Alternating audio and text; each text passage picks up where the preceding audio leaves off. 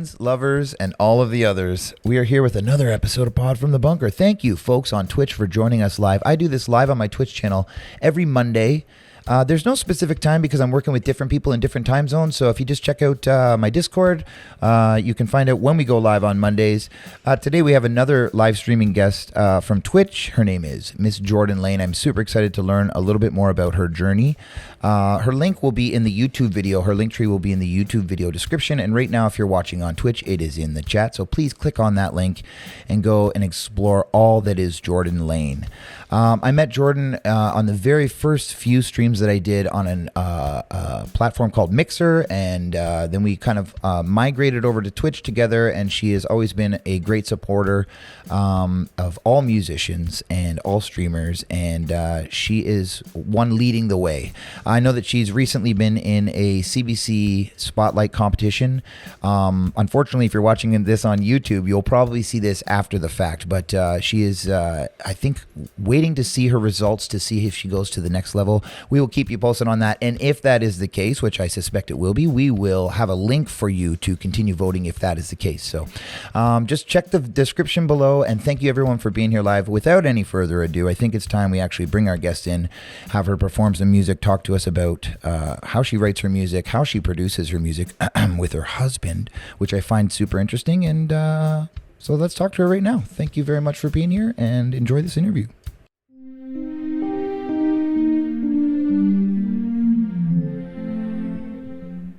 Miss Jordin Laine, you are live on Pod from the Bunker. How are you? Hi, I'm good. How are you, Kev? I'm doing very well, and thank you so much for doing this with me. I'm honored to have you here today. You are, like I said, you lead the way in the streaming world. Your stream is beautiful. It's warm and welcoming. I know. I'll keep doing it. I'll keep pumping the tires for you. But no, it's super awesome. Your intro, I was like, oh my God. Very sweet. It's very sweet. You're amazing. And I think what is so fascinating to me is that you come from such a different place musically than I do. I'm so new to streaming, and like we even talked before, and you're like, we're kind of opposites. Like, I'm not nervous so much for a live show, but I'm nervous to do this show. And I feel like you feel right at home right now.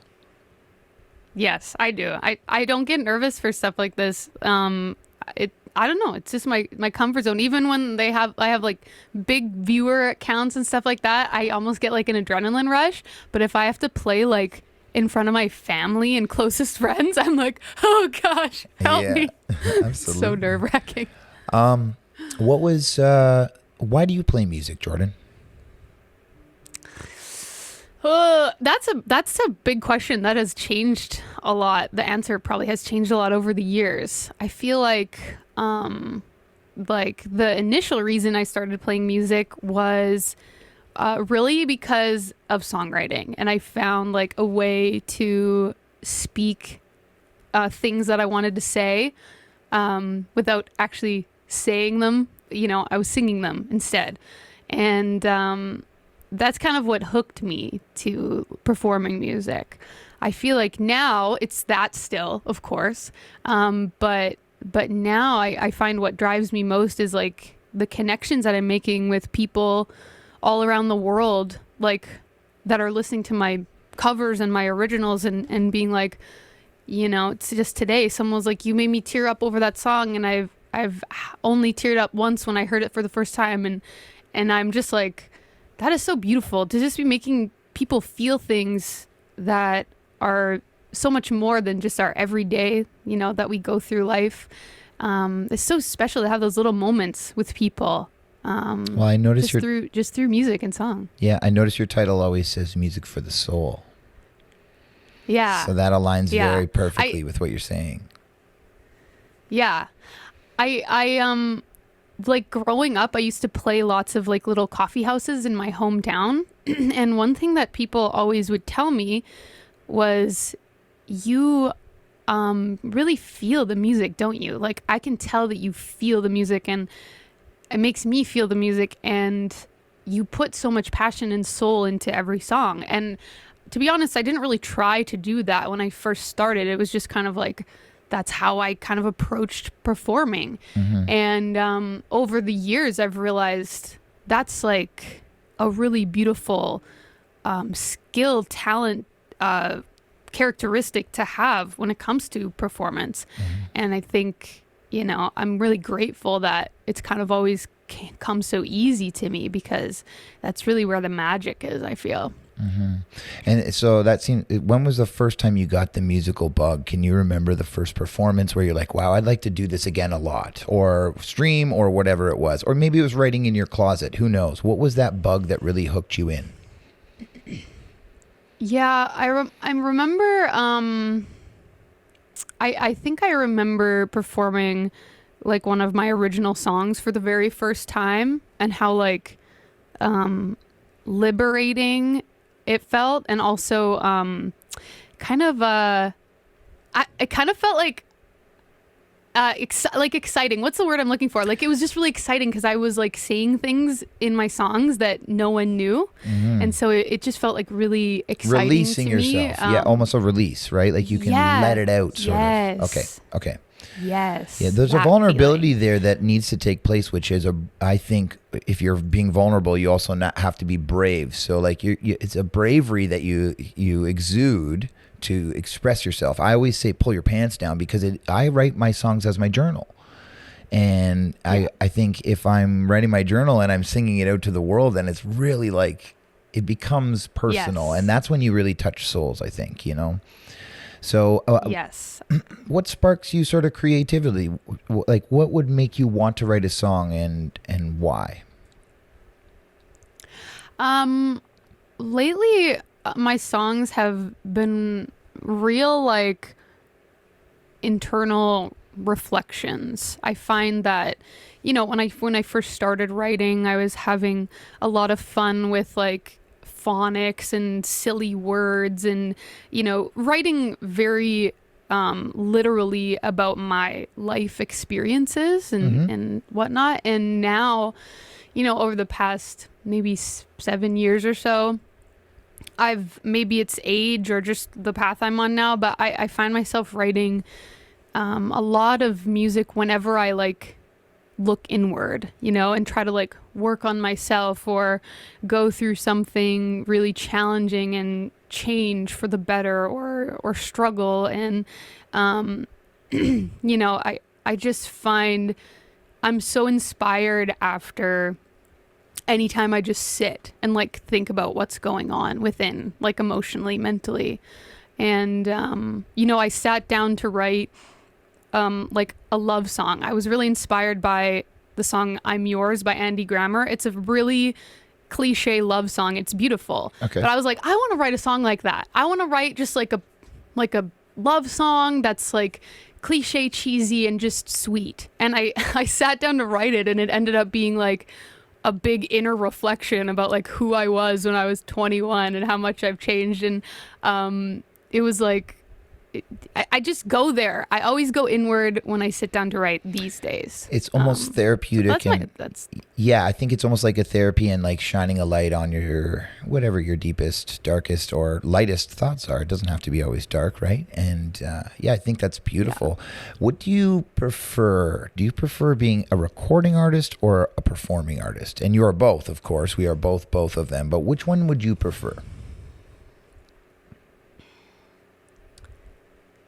I think I love being like in the studio and recording. Like I find it so fun, but I like how every performance is different and special and unique, and it's fleeting as well.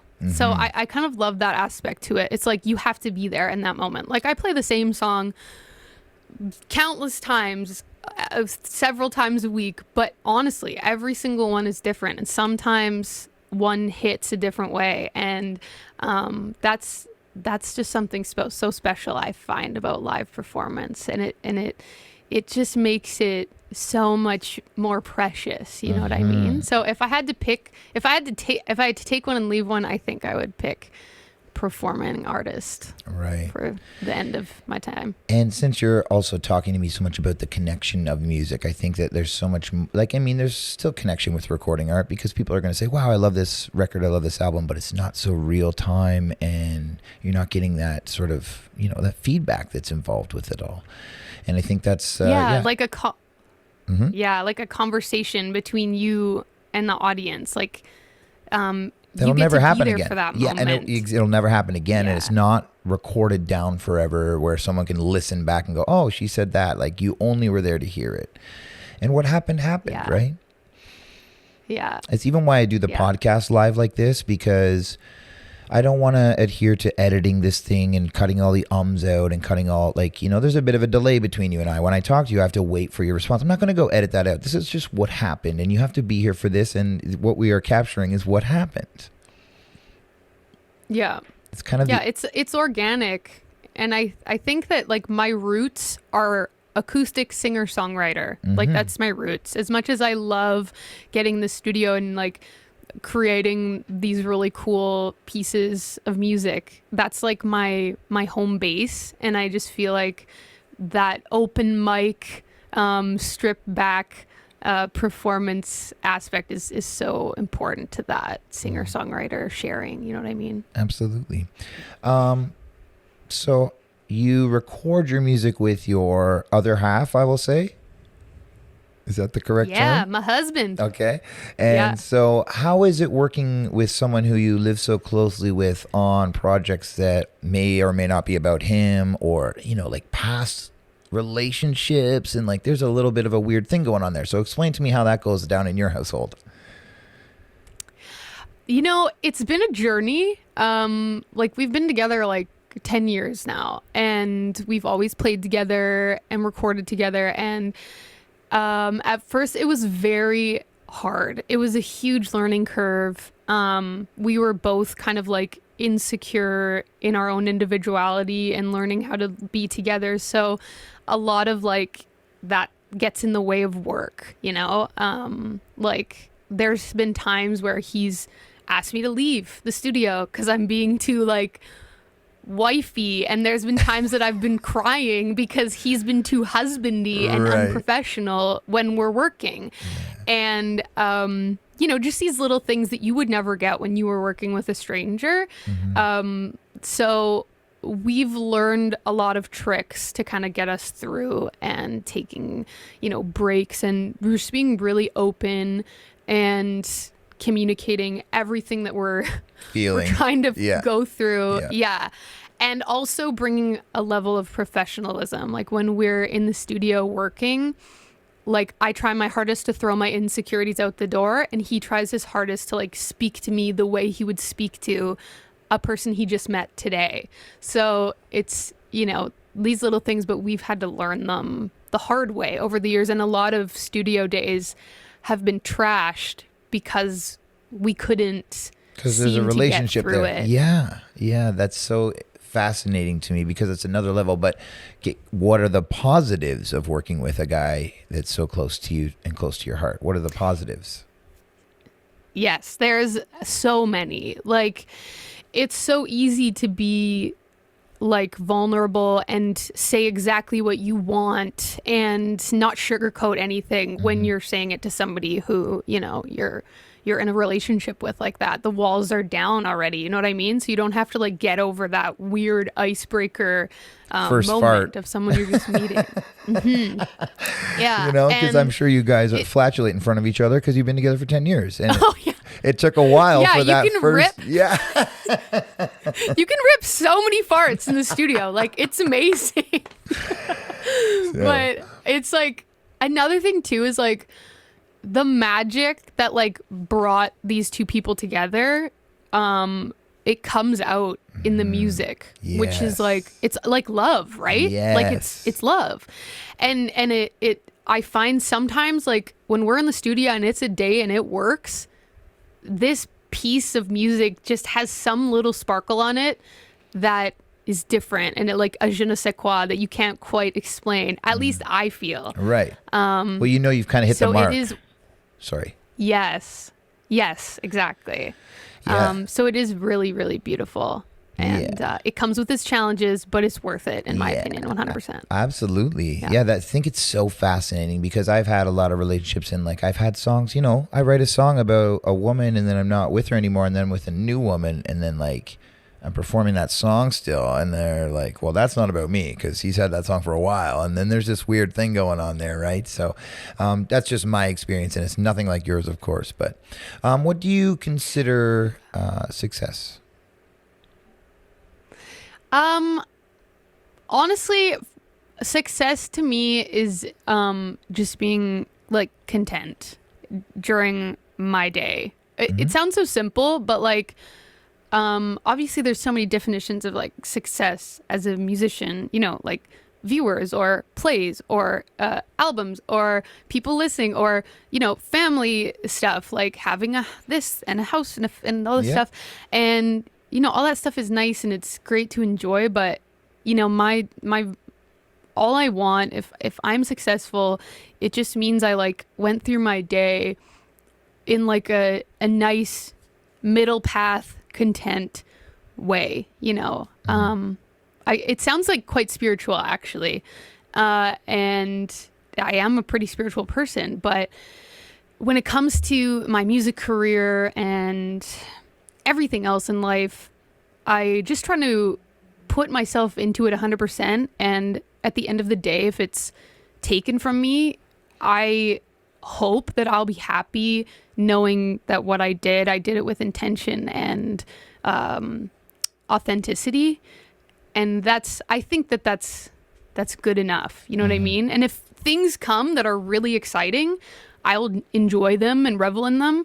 But I'm trying my best not to get too attached to things like that because it's impermanent, right? So success to me is just being content with whatever's going on around me and moving through life in kind of the steadiest way I can, I guess. So this is a daily answer for you. It's like today I was successful.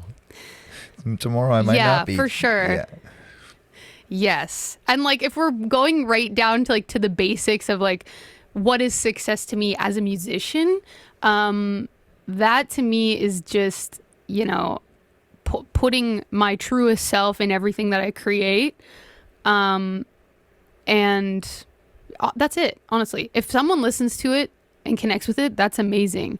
If no one does, the reason I started performing and playing music was for me and because it felt good. Yeah. And so, you know, as long as I continue to do that, I feel like I will be happy. Yeah, and be honest with yourself right along the way. Just be honest and true to yourself. So would you like to, or could I ask you to perform a song for us today? What I would love to just give you full screen, and I'm going to mute myself, and you can tell the people watching here about the song and just give it to us in its rawest form. Sound good? Yeah, let's do it. Okay, I'm going to switch it over to the performance screen and mute myself. It's all yours in just a second here.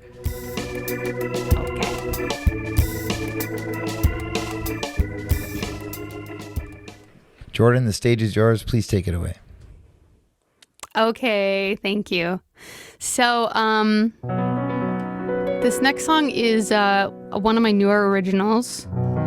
I wrote it not too long ago. It's unreleased. I have a live version of it on YouTube, but it's pretty new.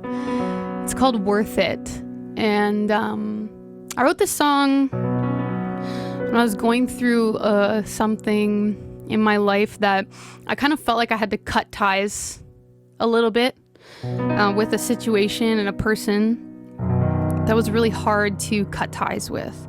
And I think that happens a lot.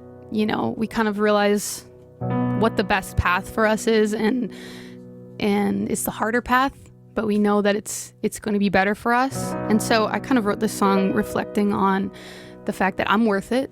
I'm worth that path, even if it's tougher. And this is what came out. So the song is called Worth It. Here we go.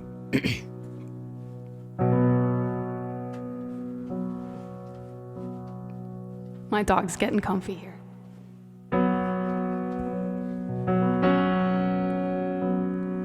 I'm feeling kinda restless under this dark and stormy sky. I don't know where my mess is, but I can feel it if I try. You spun me in a circle, then told me to follow fly. I think I'd get a little further if I could be alone for a while.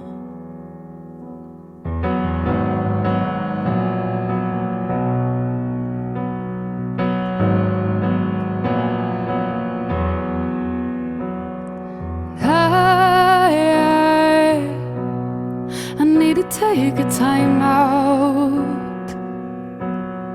I gotta sort my mind out. I need to get it straight. 'Cause we were never perfect, but some of it was worth it. 'Cause I'm focused on me now.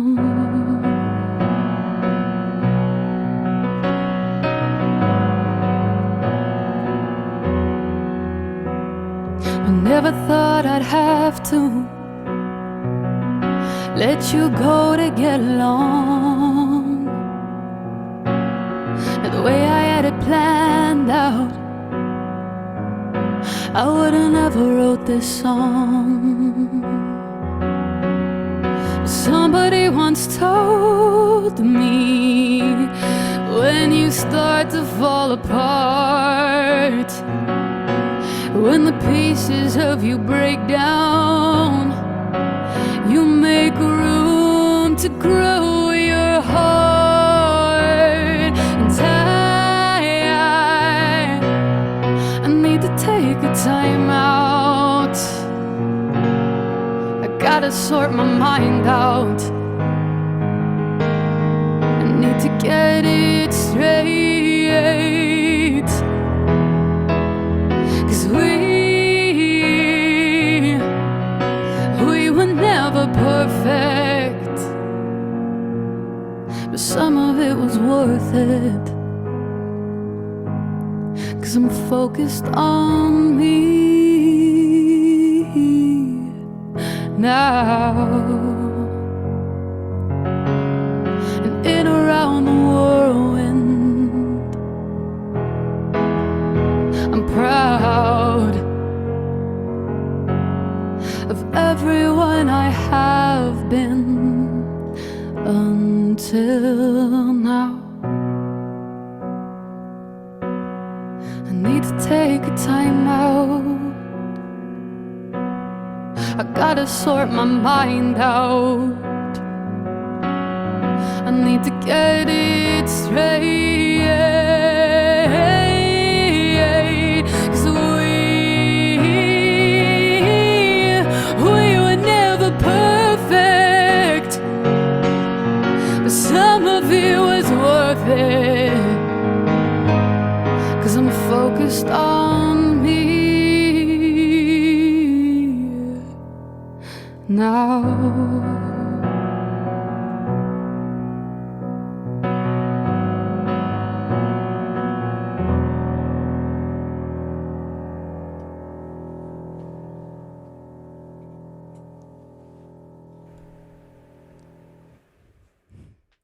Just beautiful. You're making me feel things over here. Good Lord. I try not to get too. That's good. That's what I'm trying to do. I'm trying not to get too. I know I've been having artists over here performing too, and every time they're performing, I'm like, oh no, am I supposed to cry right now? I'm loving this.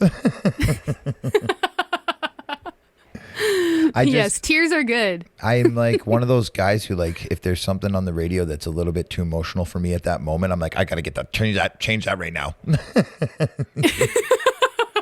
Like the Tim Hortons commercials, you're like, yeah, flip the channel. Yeah, it's too cute. Oh no.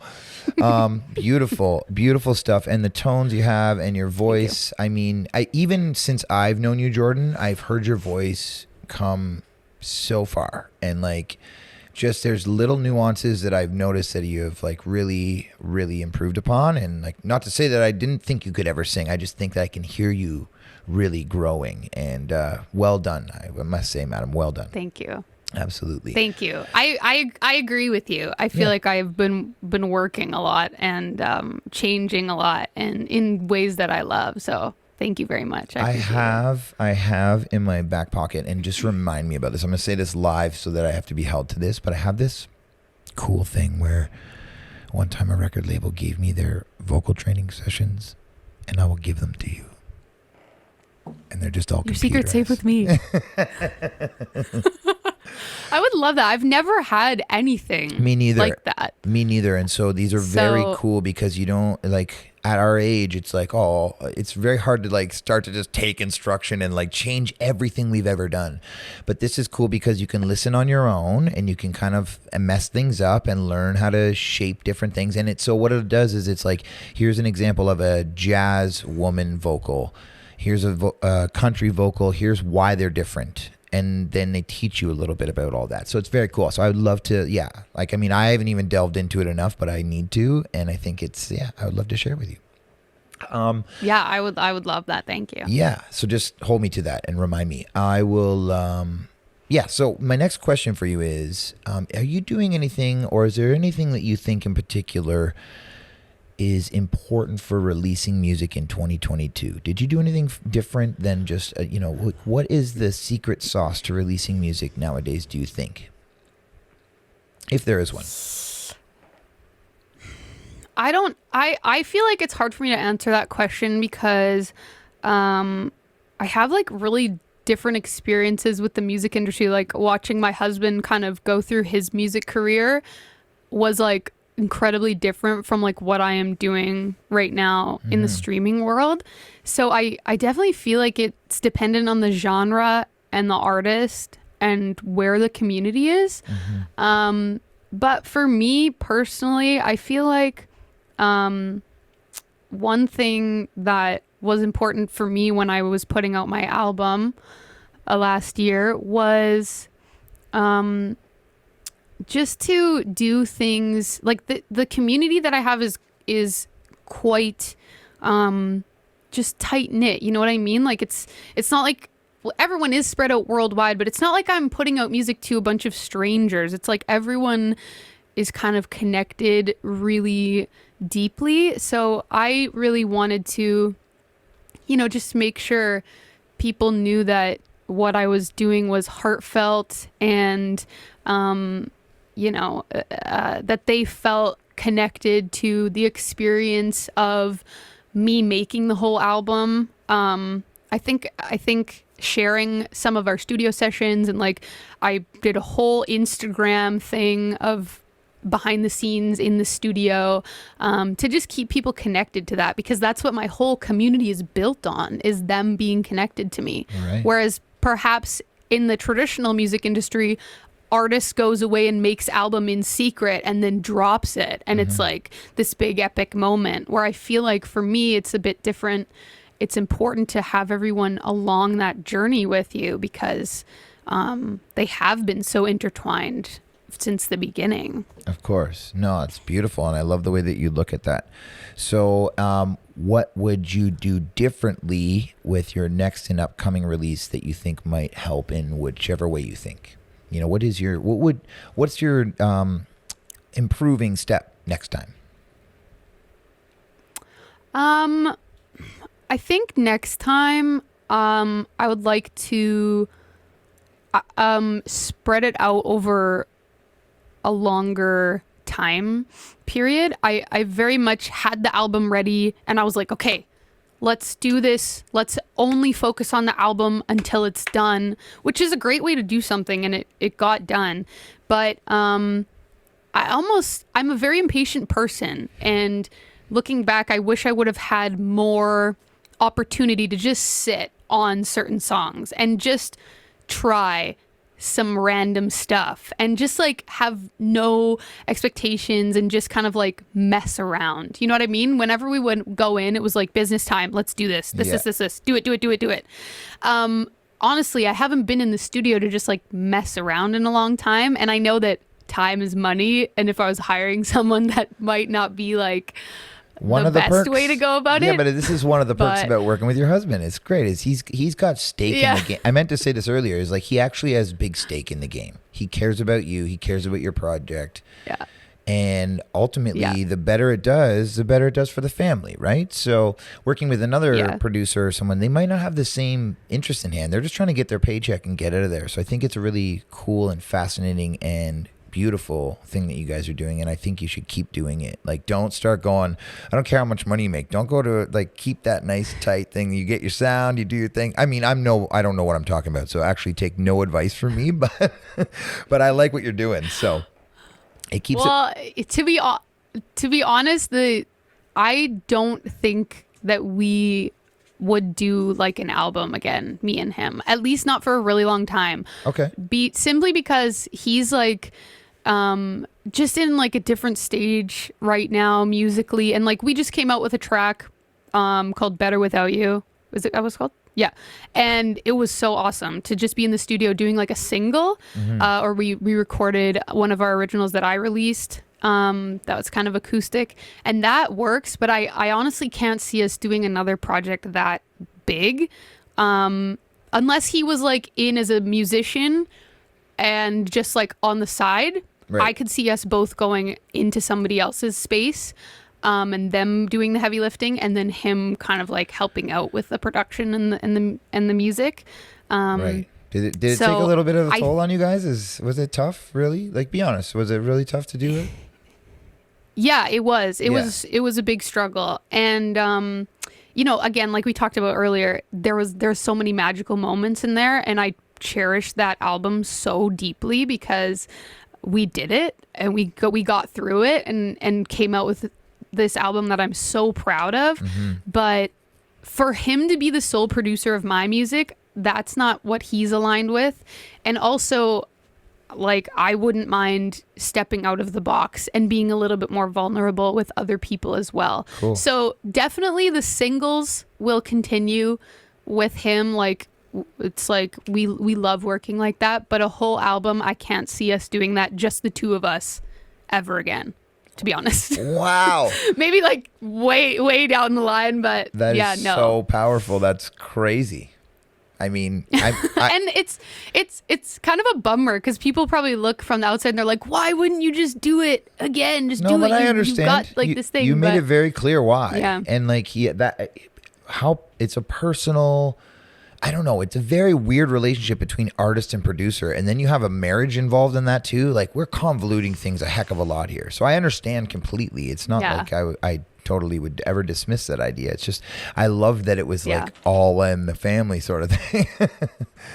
Yeah, I know. That's why I also think it's so special. Like, it's I'm so unbelievably proud of it. And if we were to do it again, I would want to step it up. And for us to step it up, I feel like we need to bring somebody else in. Totally. You know what I mean? Yeah, I can get behind that. I would like to snowball. I can totally get behind that. Okay, so do you think there will ever be another legendary rock star in our lifetimes, like someone who is on the realm of like a Jimi Hendrix or a Led Zeppelin? Will that ever happen again? Who when we're 65 are we going to tell the kids, oh, you should have known? I don't know. Time has changed. Things have changed. Like, I can think of like some artists that I feel are changing like what people see as pop music. Like Billie Eilish comes to mind. I feel like she's changing what is mainstream, which is cool. But I don't know. Right now, it just seems like everything is so like everything is a one-hit wonder these days. This is like, what I'm saying. Everything that is mainstream is. Yeah. And I don't know if we have the capability as a society, the way we consume, to pour so much energy into just, one band or one artist. It just seems like we're constantly moving on to the next, which bums me out. I know. But it's hard. I don't know. Maybe we'll start to shift kind of back soon. I would hope so. That's my prayer. But I mean, I'm also an old guy who's like, hold on to the past. And like, I don't need to be that guy anymore. I think we can move forward. But I think what's hard is that few people are making records, and records really connect with people. They go on a journey, like I'm going to go there. But like everyone in the 70s got bag of weed and they went to the garage and they put the whole record on. Yeah. And they sat there listening and talking about every song and why it was there. And now we pump that one song 100 times and we're so tired of it after that. It's gone in 3 months because I don't want to hear it anymore because you exhausted me of it. So like you said, there's a cultural change there, but I'm always curious to know if you think there will ever be another rock star. And my following question to that is always, how are you going to become that legendary rock star? I like that. I hope that we move towards that. And if I'm being honest, I wanted to put out my album last year, and Adam, my husband, was like, you should do singles. You should just put out singles. Like, why would you put out an album? And me, singer-songwriter, him, very much like pop dance music genre. Producer, yeah. Singles is the way to go. Like he that's just singles over there. That's what you do. And I was like, I want to put out like a collection. Yeah, I want to put out like a whole timeline and a whole bunch of feelings, like a whole basket of feelings in one. Yeah. And so I do have that like in me, that desire to like deeply connect with people and not just make a banger that, gets me a paycheck, which is a perfectly valuable goal to have. Absolutely. But that's definitely not where you stand. What sits like deep in my heart. Yeah. Yeah, that's very cool. I like to hear that because I'm always scared that, like, another question I ask is, like, do you want to grind it out or do you want to get TikTok famous overnight? Yeah. I definitely do not want to get TikTok famous. I mean, I'm on TikTok. Yeah. And when the app came out, I tried to learn it and figure out, like, how do I get eyeballs on my music or ears listening to my music? And it's so much work. And I'm not trying to be lazy. Yeah. But I would just rather, as a musician, be doing other things. Be a musician. Like writing and playing and musician things. Not trying to not trying to figure out the algorithm or whatever and like put the right hashtag, and it's just not my vibe. If it's yours, that is fine. Right. And there's no right answer. Yeah, that some people and they do get on giant tours. There's a guy I love right now who got found on TikTok and he's legit as all hell. His name is Nate Smith. And his record is amazing. He's produced by one of the biggest producers in the world because he's good. And he's on tour playing the biggest stadiums and the biggest theaters because he's good. But like that's not always the case. Sometimes it's that one hit wonder TikTok thing. And then they're like, here, do this. And they're like, you know what I mean? And I think what you're doing is you're developing your voice. You're developing your connection, your songwriting. You're getting feedback in real time. And then you're relating that to a long-term sort of career. And that's kind of where I stand too. So we align a lot that way. I'm definitely just trying to like put things out in hopes that wherever they need to be found, they will be found. You know what I mean? Instead of like, trying really, really hard to get that like one viral moment or whatever. With it that goes away so quickly, That's why I'm saying that the rock star thing, because the way we treat media now, it's like a hit for 3 months, every 3 minutes on the radio, and we're like, oh my goodness, it's the same. It's that cultural switch that we've had. So hopefully we can all just calm down. I'm not good at it. I'm a rowdy guy, but I'd like to take a deep breath and listen to a whole record out there, everyone, if you can. Yes. Yes. Okay, so what was in your parents' record collection? Oh my gosh, my dad sold them. Well, like his legit records, he sold them. Okay. So bummed.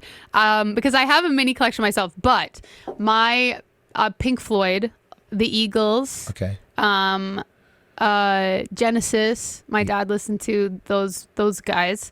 And then my mom listened to Elton John, David Bowie, those are the ones that come to mind. Yeah.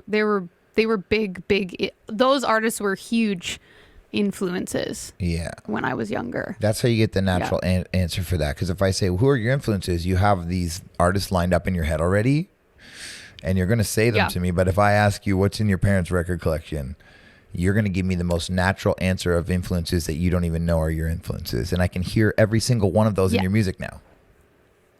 Oh my gosh, really? Well, Yeah, I was like- going to say that if you asked me my influences, I probably wouldn't say those No, bands. you definitely wouldn't know. But you're but you're 100% right. Like I grew up listening to those bands and know so much of their music by heart.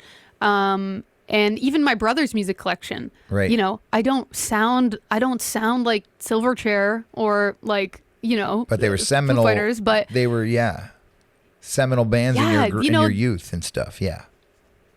yeah, and there are certainly, you're right. You're just like making me realize this. The light bulb is going off, that there are little things, you know, even if it's like an attitude or a vibe, like that I love about all those bands that I pull from my own, you know. I mean, I performance. can really hear Moms for sure. I hear a lot of Elton and David Bowie all wrapped up in there. But then you can hear the sprinklings of Yeah. all those other things around there, all those rock bands and those dad rock bands that we all call them now, right? Beautiful. Yeah, dad rock. Yeah. Did you want to play us another tune? Because I think you had another one lined up for us, and I'm super excited to hear about it and hear it. So maybe I could just give you full screen and let you take over and seduce the crowd as you do, I must say. It's You all got you. it. It's You all, got it. It's all you right now.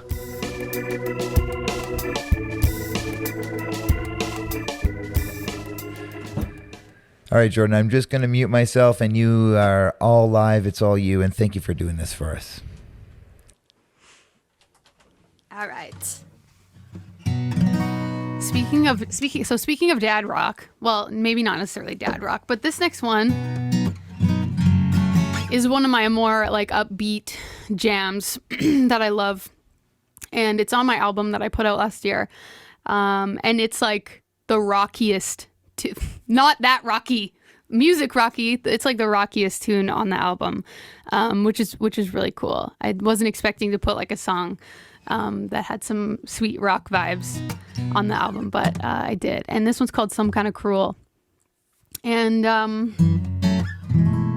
I wrote this song because I'm constantly living in my head and like making up like so many stories and problems that don't exist. And it's always kind of been my MO. I'm always living up there. And it leads to some, you know, silly places that don't feel very grounded in reality. And sometimes I find that I can be up there a little bit too much. So I wrote this song about that. Here we go.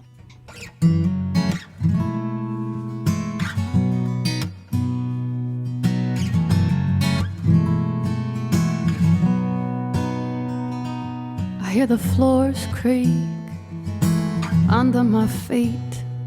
They gave me morphine, they let me go free. And there's an old smell of books in the walls.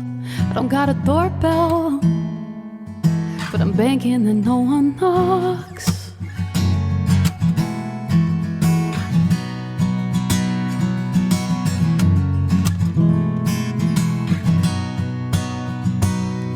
Do you think of me the way I think of you? Do you see me in your dreams the way you used to? Will you let me be? 'Cause I can't take it if it's true. All the time I spend here, I must be some kind of cruel. Some kind of cruel. It's so familiar, yet there's something I can't place, and it feels right, but it's an absolute disgrace. If I could just get out of here and leave without a trace, but still I wait, still I wait. Do you think of me the way I think of you? Do you see me in your dreams the way you used to? And will you let me be? 'Cause I can't take it if it's true. All the time I spend here, I must be some kind of cruel. Some kind of cruel. Gotta get up, watch your step, cause if you trip you might fall back to it and die. Well, I never really thought I was strong, but I'm holding so tight where I don't belong. If I could just loosen my grip for 1 minute, this sick little feeling, I'm in it, I'd quit it, but still I wait, still I wait. Where do you think of me? The way I think of you. Do you see me in your dreams the way you used to? The way you let me be? Cause I can't take it if it's true. Now all the time I spend here, I must be some kind of crew. Some kind of crew, oh, some kind of crew, oh, oh, some kind of crew, some kind of crew.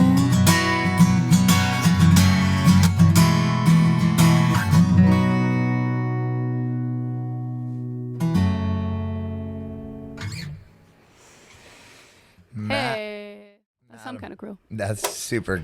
That was an Eagles song. You know, like I could hear like Eagles in there of sorts. You know what I mean? It's just like, yeah, it's. I think it's such a cool way to find out those nuances that are in your, you know, in your music that you don't even realize, because you're gonna look at that now in the future. I feel like, and hopefully, yeah, you can kind of lean into it maybe next time. You're like, oh yeah, this is getting eagerly. I'm gonna lean that way. You know. Yes. I love that. I love that question. That's such a great question. The last few questions, I try to have a little bit more fun. We've been asking serious stuff and we've been having a great conversation, but I kind of like to lighten it up just at the end here before we end. So a couple of the fun questions. First off, what was the first concert you ever attended? Can you remember it and how that went? Who'd you go see?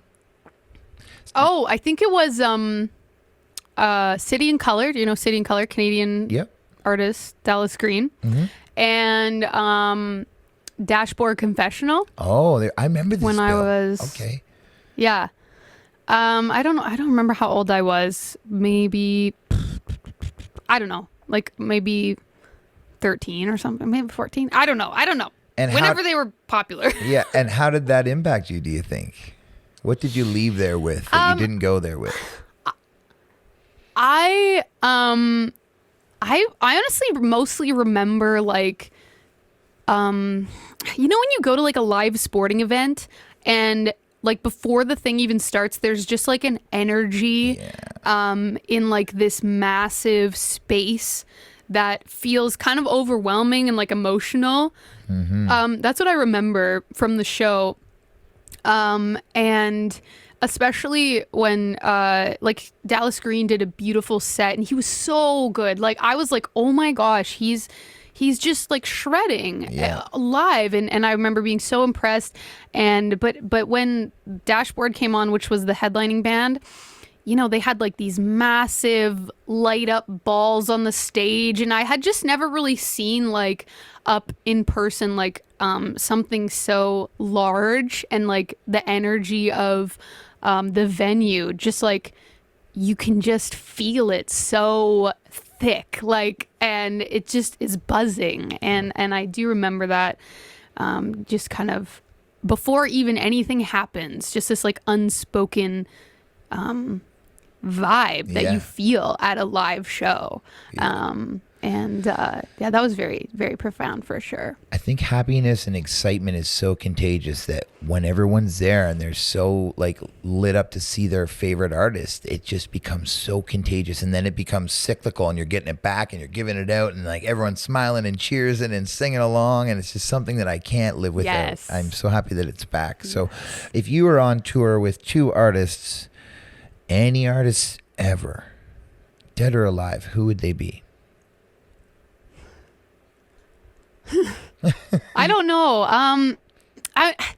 This is the thing. This is the weird thing, because like I'm so new to like live performance. I don't even know like what my live show would look like. Like would it be like stripped back, like kind of like my stream, or would I get like a band? And so like that would definitely influence my decision on like who I would want to tour with.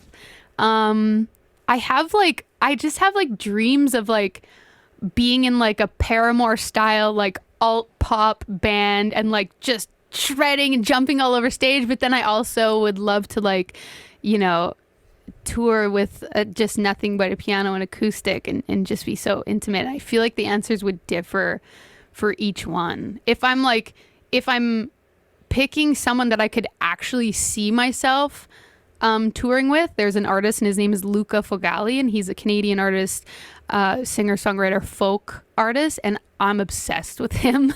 And his music is so beautiful.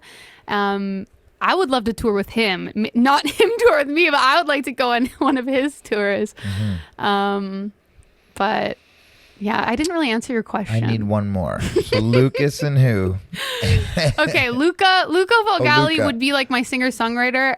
And if I could pick someone for like a more upbeat, I'm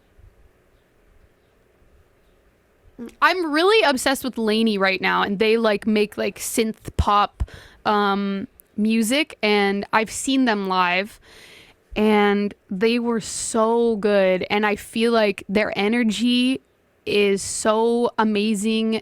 They also have like really heartfelt moments. They're so tight as a band.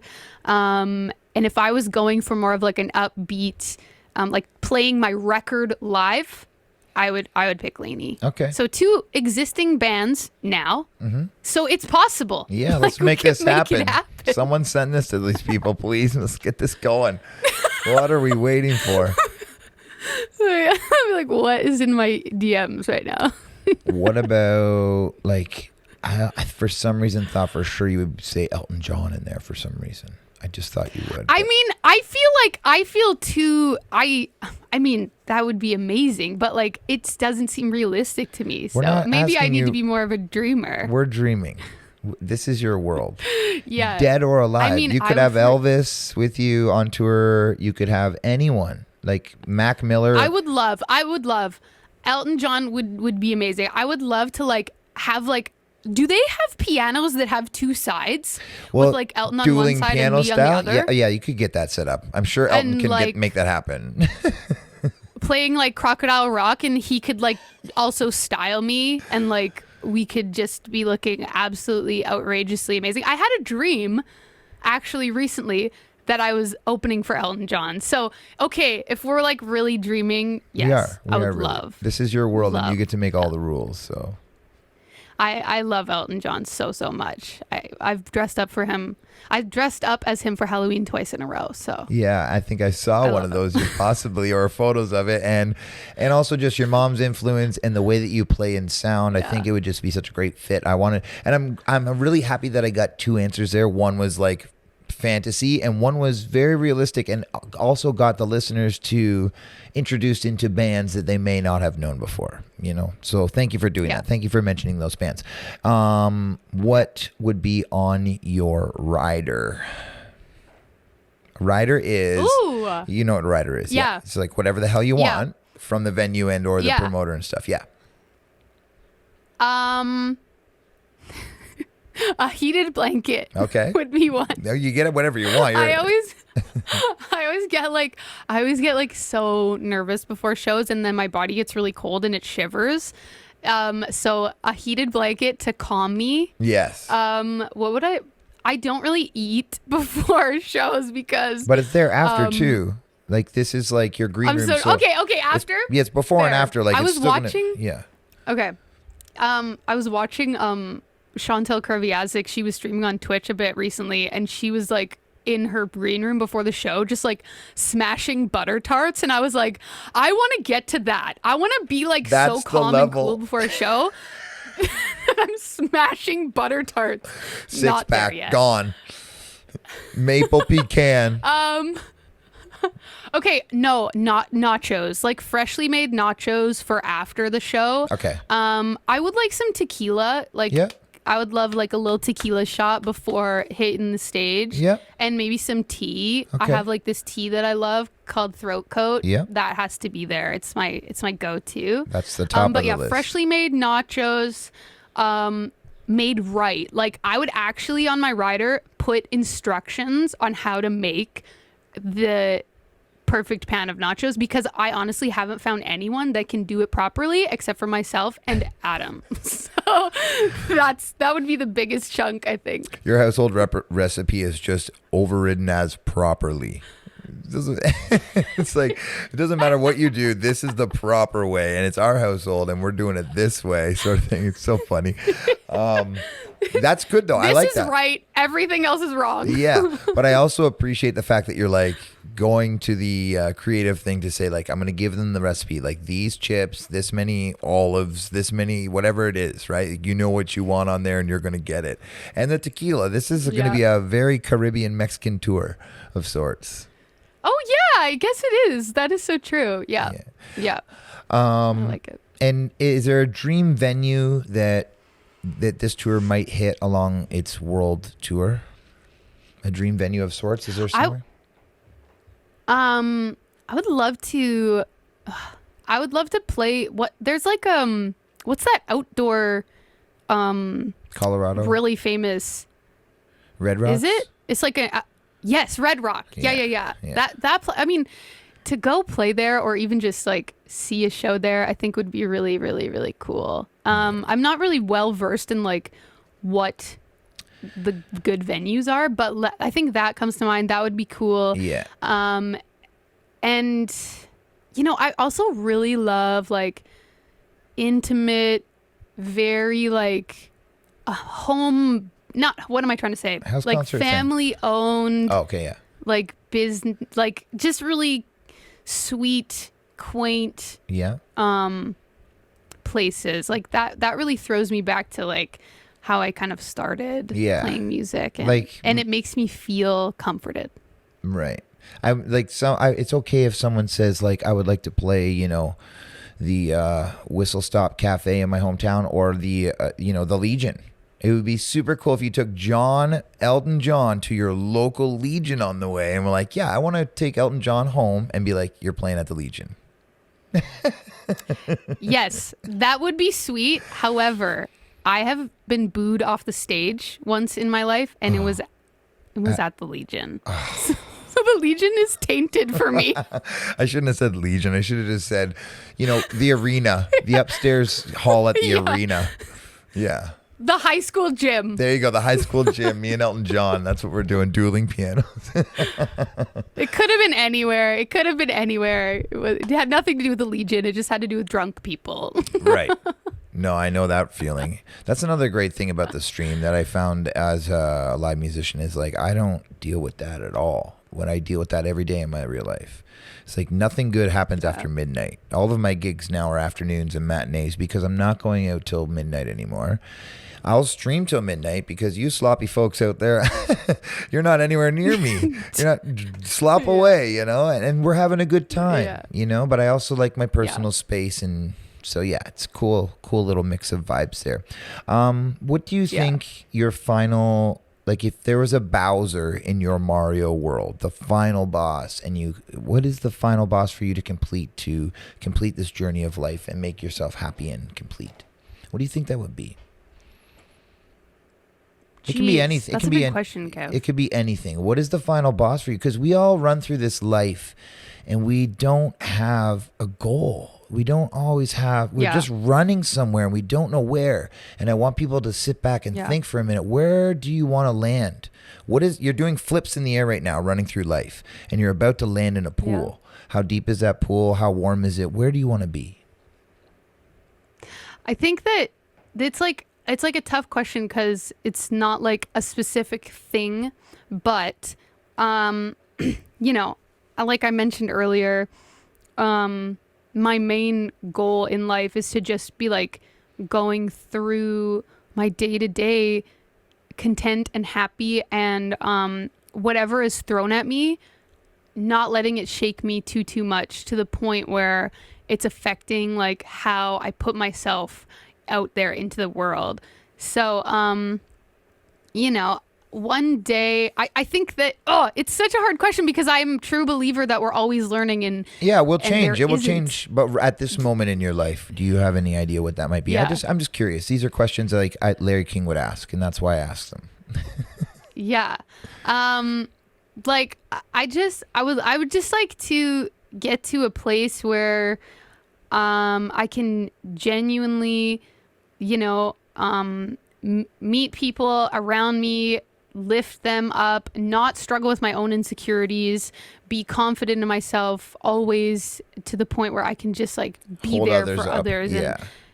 And yeah, and but in a truly genuine way. Like I obviously still struggle with like comparing myself to other people and you know, being insecure with myself and feeling not good enough or imposter syndrome. And so I'm trying really hard to just like get through that, and I know it's going to take forever, but I would love to get to a place one day where I feel so clear and like confident in myself that just, I don't know, it just really feels easy to do my thing and be conversing and doing things with other people and collaborating and lifting everyone up, and it's not always easy. It's usually quite tough. I feel like, I don't know about you, but I've struggled so much with insecurity, especially as a musician, and just trying to work on my confidence and feeling good in myself. If I can wake up every day and just feel like good about myself and what I offer to the world, like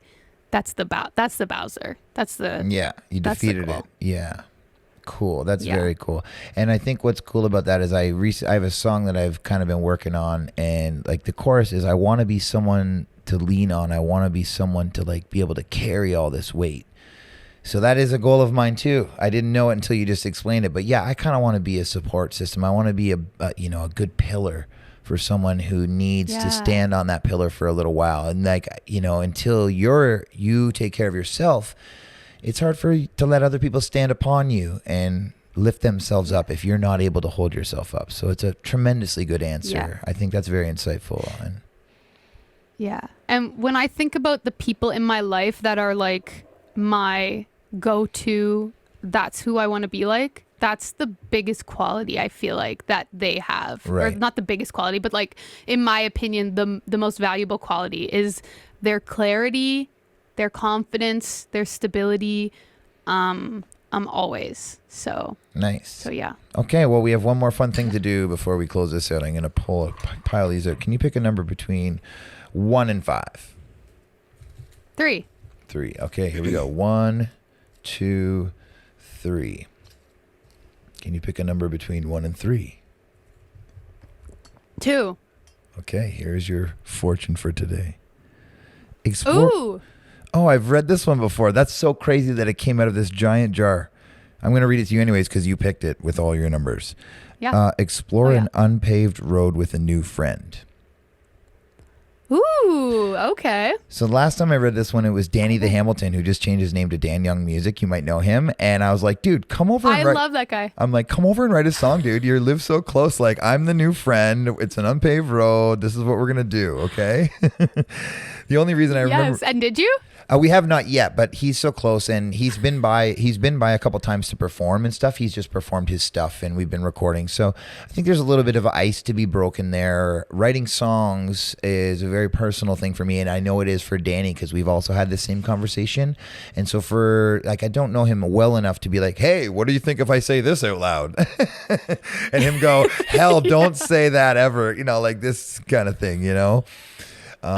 So yeah, it's something that I would like to work towards, and it's that's a me problem. That's not anybody else's. Like, I really feel very personal about writing music, and I really have to trust someone, and that's something I'm looking to overcome. So, and also why I'm so fascinated in the husband-wife relationship there, because it's like, oh, that's a really easy trust. So just trust them right away. Boom, I already do. You know, sort of thing. Yeah. I think that's that fortune for me is important right now, because something that I've been trying to work on is being a little bit less of an introvert and just, you know, doing a podcast, diving with Kev. in. Yeah. Yeah, I mean, I feel like I'm not super introverted with you because Right. I know you a little bit, but if I'm like seeing a stranger or talking to somebody, I would rather just not be. So I'm trying to open up a little bit because I feel like there can be such value in, you know, opening up to other people. And actually, you're the second podcast I've done in the last like month. So, and I'm doing another one in July. So I think I'm on the right track, and I'm definitely going to keep that in mind and keep keep on that path. Well, you are extremely well spoken, and I appreciate all of your answers and your insights, and I appreciate your drive and your courage to, like you said, you're not from the, you have these insecurities, and it takes courage to put yourself out there and be a musician. It's very hard. And I am often hard on crowds that are hard on musicians, not because I give a shit about me, but because one day Jordin's going to be in there and I don't want you heckling her. That's why I'm hard on them. You can heckle me all you want at this pub. I don't give a shit. But one day, some quiet person who doesn't have the same level of experience that I do in this pub is going to come here, and you're going to pay some respect to that person. I'm very Robin Hoodie. I'm like, I will take your money and give it to the poor. You listen to Uncle Kevin, all right? Yeah, exactly. But I thank you for your time, and I know you have a family and a husband to get to, and probably you have to kiss your little boy goodnight, and I wish you all the best, and I'm so grateful that you did this with us, and I'm just going to let you have your night now. And thank you so much, Kevin. Yeah. It's been awesome. It's been awesome. And I love everything that you do, and full respect to you as a musician and creator. So thank you for having me. I loved it. Yeah, thank you so much. And I have all the Linktree information available for everybody. So as long as Jordin keeps up to date on her Linktree, which may or may not include the CBC Spotlight in the future, which I mentioned in the intro, it will be in the Linktree. So I don't have to worry about getting a new link from her. She's going to keep that all up to date for you guys. So if you're watching on YouTube, it is in the description below. Click the Linktree, search for the CBC Searchlight, go give a vote. And everyone here who's in chat already, you know Jordin. We all know Jordin here on Twitch. So we all love Jordin here on Twitch as well. So thank you for doing this one more time, and I'm going to let you have your night, and we'll talk to you very soon, okay? Thank you, Kev. Thank you. Take care. We did it. We did it. Oh, we did it. Another one bites. That was a great conversation. So insightful. Thank you for being here, everyone. Thank you to everyone in Jordin's community who is here watching live on Twitch right now. You guys are absolutely tremendous supporters of Jordin, and you have helped her become the performer and the musician that she is today. So keep that in mind, and I thank you guys for being here in the bunker today with me. This is a really new venture for me, and I do this because I want to learn to listen a little bit better, and I actually really listened good today. So thank you for doing that, Kev. Pat yourself on the back. Thanks for tuning in. If you're watching on YouTube, please go ahead and hit that like and subscribe button. And if you have any questions for Miss Jordin Laine, you can write them in the comments in the YouTube video. If you're watching on Twitch right now, you can go subscribe to my YouTube. All my socials are popping up below me here. I noticed that I've been putting the wrong YouTube. That's wrong. It's not Kev D. Foster. It's Kevin D. Foster. It's been wrong for 6 months. It will stay wrong now. So ridiculous. I'm like, who doesn't read that? So if you'd like to check out any of my information, all the links are below in the description. There's a couple of affiliate links for getting lessons if you want to learn how to play piano or guitar or sing or play drums. Please click those links and use them. My merch is available, and I'm putting out a couple new shirts, dropping, as the kids say. I'm dropping some new merch. My new merch is going to be related to the podcast. Every time I open the podcast, I say, hello, friends, lovers, and all the others. So we're going to make a t-shirt that says friends, lovers, and all the others.